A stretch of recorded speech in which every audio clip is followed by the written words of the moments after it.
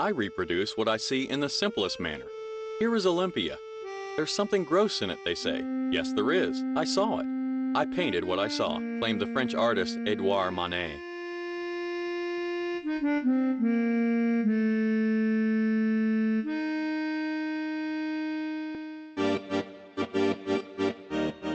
In the spring of 1863, the capital of France was in the grip of deep emotion over one of the paintings in the Salon of the Rejected.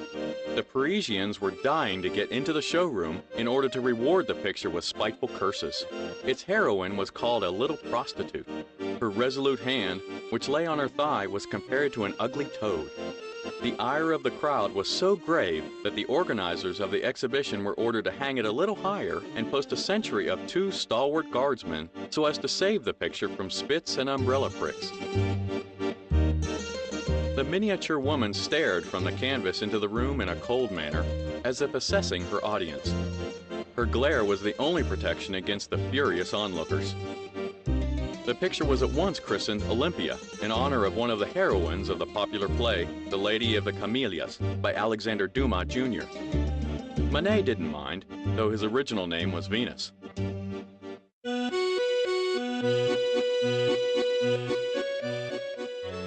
The first time the artist challenged the false decency of the Parisian bourgeois was in early 1863 when he presented the picture The Luncheon on the Grass. This work has something in common with Jargenet's canvas Pastoral Concert. Having interpreted characters and plots of the old masters, Manet violated the private decorum of his age. Only goddesses and nymphs should be depicted nude, but Manet had painted a contemporary woman. Her nudity seemed to be especially shocking against the background of well-clothed men. At once the painter was blamed for disrespect for the Grand Masters, and the woman was called a vulgar hussy.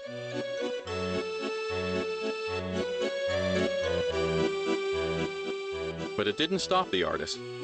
Manet chose the plot of Titian's famous painting, Venus of Urbino, for his new picture. His favorite model, Victorine Muir, posed for him. The painter wanted to raise her to a pedestal, to make her a contemporary Venus. In this attempt to convey the model's personality, Manet became the first to combine the features of modern and portrait genres.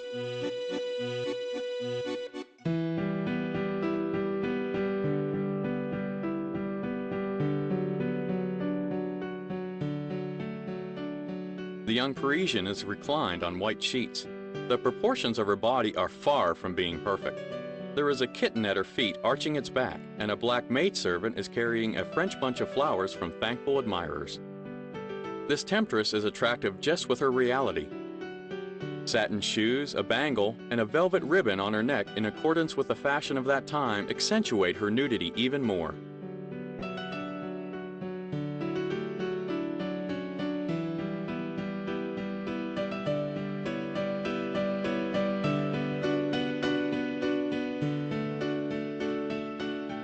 Nowadays, we can hardly understand the reason of the public outrage. Perhaps it was a woman's glare. Olympia is gazing in a self-confident and authoritative manner.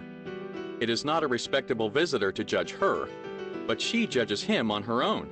A man is judged by a fallen woman. All the hypocrites and dissenters who had mistresses themselves couldn't forgive such straightforwardness. Manet managed to reproduce Olympia's imperiousness as well as her defenselessness. Her silhouette roughly stands out against the almost black background. The picture's plane reminds one of a collage of light and dark spots. Milk-white sheets and a pearl shawl are painted with delicate half-tints, and the girl's skin seems to shine.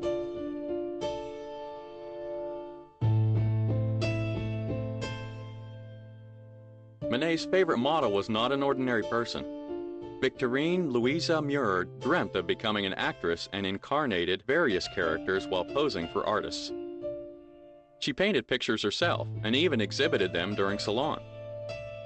After Manet's death, she lived in misery. She sold all her outdated belongings, tried to earn a living playing a guitar in front of a cafe on Pigalle Square, and sold smutty pictures for the clients of entertainment institutions in Montmartre. She was called La Glue, a pitch, suffering from poverty. Victorine let herself go and began to drink heavily. There was still a question about how her life ended.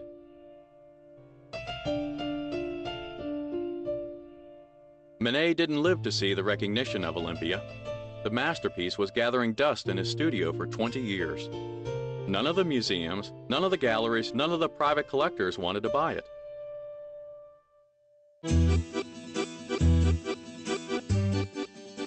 After the author's death in 1889, the painting was taken for the exposition of the 100 Years of French Art exhibition and was nearly exported to America. The artist Claude Monet managed to collect 20,000 francs with the help of public subscriptions and bought the canvas from Monet's widow and son.